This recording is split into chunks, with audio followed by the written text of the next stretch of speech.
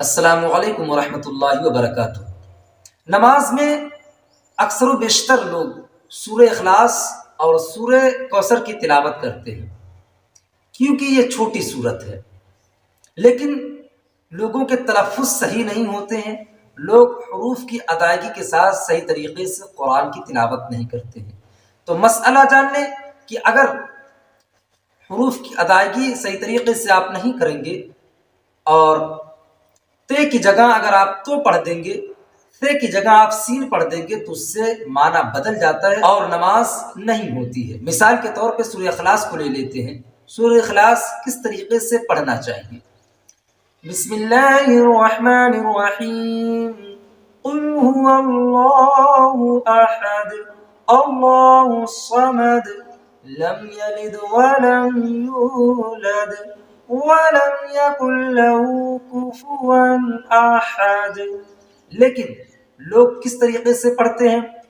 قُلْ هُوَ اللَّهُ أَحَدٌ ہے، شروع میں بڑا قاف ہے، لیکن لوگ احتیاط نہیں کرتے ہیں، بڑے قاف کی جگہ لوگ چھوٹا قاف پڑھ دیتے ہیں، جس سے معنی بدل جاتا ہے اور نماز نہیں ہوتی ہے۔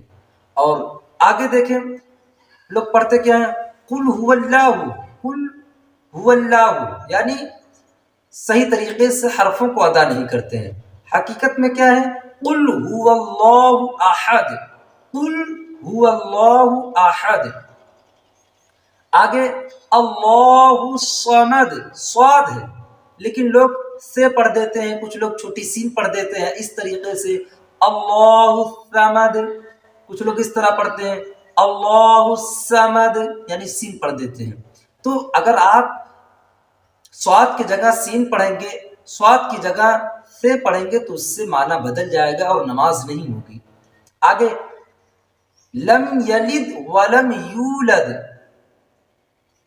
ولم یکن لہ کفوا احد، اس طریقے سے پڑھنا ہے، لیکن لوگ کس طریقے سے پڑھتے ہیں؟ ولم یکن لہ کفوا، یعنی فا کو جو ہے ساکن کر دیتے ہیں، فا پہ فتحہ ہے یعنی زبر ہے، لیکن لوگ فا کو ساکن کر دیتے ہیں، اس طریقے سے پڑھتے ہیں وَلَمْ يَكُنْ لَهُ كُفُوًا، كُفُوًا، اس طریقے سے نہیں پڑھنا ہے، یہ غلط ہے۔ صحیح یہ ہے وَلَمْ يَكُنْ لَهُ كُفُوًا أَحَدٌ۔ اب سورہ کوثر کی بات لے لیں۔ سورہ کوثر کی تلاوت اس طریقے سے کرنا چاہیے۔ بسم اللہ الرحمن الرحیم، اِنَّا أَعْطَيْنَاكَ الْكَوْثَرَ فَصَلِّ لِرَبِّكَ وَانْحَرْ إِنَّ شَانِئَكَ هُوَ الْأَبْتَرُ۔ لیکن لوگ کس طریقے سے پڑھتے ہیں وہ دھیان دیں۔ لوگ پڑھتے کیسے ہیں؟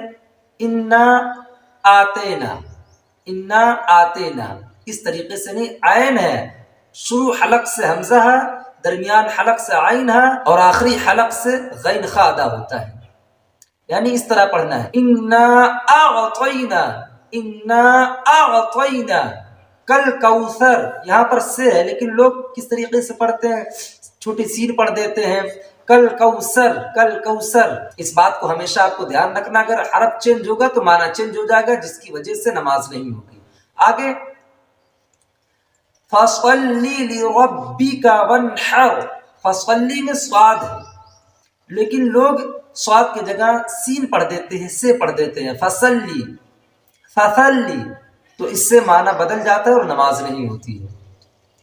اِنَّ شَانِئَكَ، بڑی شین ہے لیکن لوگ چھوٹی سین پڑھ دیتے ہیں، اِنَّ شَانِئَكَ هُوَ الْأَبْتَرُ پڑھنا ہے لیکن لوگ احتیاط نہیں کر پاتے ہیں۔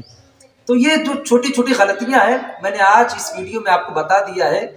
آپ سے میری یہی گزارش ہے کہ اگر آپ اللہ کی عبادت کرتے ہیں تو صحیح ڈھنگ سے، صحیح طور طریقے کے ساتھ قرآن کی تلاوت نماز میں کیا کریں، ورنہ آپ کی ایک بھی نماز قبول نہیں ہوگی۔ رسول خدا صلی اللہ علیہ وسلم نے فرمایا کہ بعض نمازی ایسے ہوں گے جو 60 سال تک عبادت کریں گے لیکن ان کی ایک بھی نماز قبول نہیں ہوگی۔ کیوں؟ وہ رکوع صحیح کریں گے تو سجدہ غلط کریں گے اور سجدہ صحیح کریں گے تو رکوع غلط کریں گے۔ ایک روایت میں ہے رسول خدا صلی اللہ علیہ وسلم نے فرمایا کہ بعض نمازی ایسے ہوں گے کہ جب وہ نماز سے فارغ ہوں گے تو نماز ان سے خود یہ کہے گی کہ اللہ تجھے تباہ و برباد کر دے جس طریقے سے تم نے مجھے تباہ و برباد کیا۔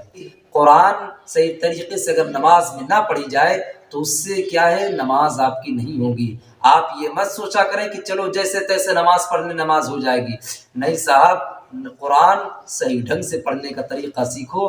ہمارے اندر یہی تو کمی ہے، ہم دولت کمانے کے لیے امریکہ جا رہے ہیں، دولت کمانے کے لیے ہم 800 کلومیٹر کا سفر کر کے چلے جا رہے ہیں یورپ، دولت کمانے کے لیے ہم ماریشس چلے جا رہے ہیں، لیکن ہائے افسوس ہم اپنا دین سیکھنے کے لیے مسجد کے امام تک نہیں جا پاتے ہیں۔